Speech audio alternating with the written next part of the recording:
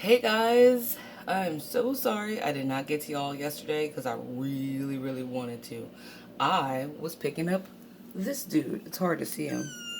Uh, this guy. Say hi. Say hi, kitties. He's so small.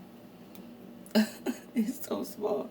He like fits in my pockets. And he's black, obviously. There we go. This little guy. I named him Tarot, like tarot cards, because he's a black kitty in October. Mm, okay, come on, I'm gonna put him down. There you go. Alright, now speaking of baby things, let's talk about how the narcissist is like an infant, okay? Um, One of the things I was thinking of being like the narc is just like an infant is what do infants need? Immense amounts of attention. You got it, right? Like you couldn't just leave an infant somewhere in general, right? Especially if you were to, I don't know, say be at a family function and put your baby down in its like carrier. It would instantly start looking around for who else can hold me, who else is gonna talk to me, who's gonna feed me, who's gonna pick me up, who's gonna rock me, who's gonna do this, right? The narc is just like that.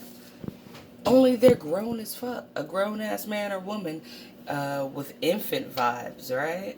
So my thing is, I learned that you can't even, you start to develop, honestly, like a sense of paranoia that you wouldn't normally be paranoid in this scenario. But say like even if you were hosting a gathering or something like that, or fuck that, let's go to, you went to a restaurant with a narc, right? You couldn't even go to the restroom without slightly feeling like, did he or she get the waitress or waiter's number while I was peeing, right? um and honestly, when you do something like that, like say you're at a restaurant with a narc or any social event, and you just step to the side for a second, like a normal human being who is secure in themselves, who isn't a cheater, right? To just mingle and go around the room, that narc is instantly looking around. I mean, the minute your back is turned, fuck your back. The minute your eyes just went from not being directly on them, they're instantly like looking around the room like, who can I get? I wonder if I can get that person. I wonder if that person, yeah. And if you went to the restroom, God forbid you had to pee. Oh yeah, they're gonna be like working that room trying to figure out who else they can fuck in that party that you're still in. It's sad, right? But they're very much like an infant. Sorry, checking on the kitty. Okay, come on. Um, yeah, they're gonna instantly be working that room. You know what I'm saying? Always looking for new supply, even right there. Even right there when you are there. You know what I'm saying? Sorry, my. Come on. Anyway, so come here.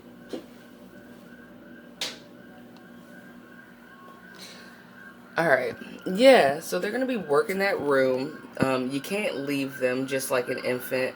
If you like don't feed them every 5 fucking minutes of the day, then all of a sudden you're insignificant and they need a newer supply, right? It's just like that. So, yeah, the narc is like an infant. I can't stand that shit. I got a story for you guys real quick. Sorry for the sporadic video. I just have like the new family member that's in need. So yeah, but I had a birthday party. I used to live like two apartments over, not apartment complexes, two like actual apartment doors on the same floor. And I had a birthday party. This was like 2 years ago, and I don't really throw parties anymore, but honestly, for some reason, being with him, I didn't feel comfortable like bringing people to my home with him in it. um, he posed himself as being antisocial. Wrong. It turns out he was an extrovert pretending to be an introvert, right? So I invited, because I had a painting that I was going to sell, and it was already purchased, but the young lady that I had known since like junior high was coming to pick up this painting. And so, and she's pretty, but he didn't know she is like a lesbian, right? Doesn't matter. But here's how that party went.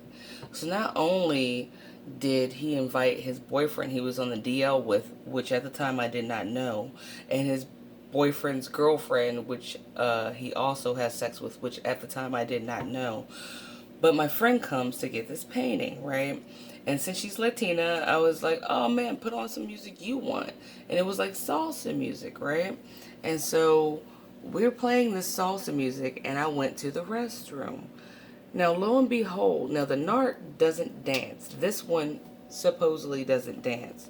I come out of the bathroom from peeing, and he's full blown like salsa dancing with my lesbian friend, whom he does not know is a lesbian, and she's got this like look on her face like, oh my god, like what's up with this dude? Like, you know what I'm saying? Like, I'm going with the flow, but your man's kind of tripping me out. You know what I'm saying? And like, she still talks to me, but after that, she kind of didn't fuck with me like that for a while. Why? Because she picked up on what I wasn't seeing at the time, which is that shit was tragic and weird, right? But it took just me going to the restroom for him to already be trying to, like, literally in my face grab onto a friend of mine who is also a fucking client, right? So he did that shit real live. Now, why else do they do shit like that? Have you noticed that the Narc will do things with other people in front of you that you've been asking them to do, wanting to do with them, and they're like, nah, that's not my stilo. I don't do that. I don't dance. I don't do that. I don't go to bars. I don't. But as soon as someone else of the opposite sex wants to do it, they'll be like all in, like, oh yeah, and all of a sudden that Narc is like dancing it up, going to that bar that you said you want to go to, going to that party that you said you wanted to go to, going to that place that you said you wanted to go to, and they were like, nah, that's not my stilo, and all of a sudden it's totally their stilo, right? Why? Because they want to make you jealous. Like, yeah, I said I didn't do it, but what it really means is I just don't do that with you.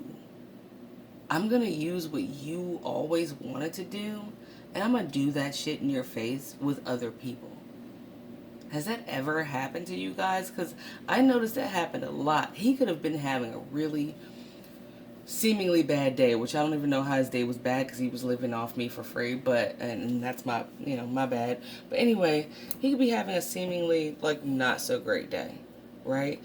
But as soon as anybody that's not you comes around, all of a sudden he's kikiing it up or she's kikiing it up. They're laughing and talking and joking. And one time he even with the ex's, with his boyfriend's girlfriend, again, who I didn't know was his real boyfriend at the time, she came over and he was playing video games with her. Now, why did he play video games with her in my face and laugh it up on the couch? Well, because he knew that I don't play video games. I don't really like games in general. I'm not that motherfucker that's gonna sit and play Monopoly with you. I might rock out some chess. I can rock some chess with you. But as far as just sitting down, like chilling, playing a video game when I could be getting some other shit done, I just don't do that. That's not my style. Kudos to people who like games. I don't like motherfucking games. Alright? So anyway, he purposefully sat on my couch with this dude's girlfriend, right?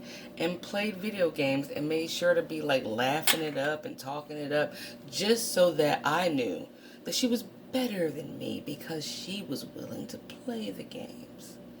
That's that infant shit. That's that like anything to get attention shit. That's that I'm throwing an emotional tantrum out loud and physically because I need all eyes on me shit.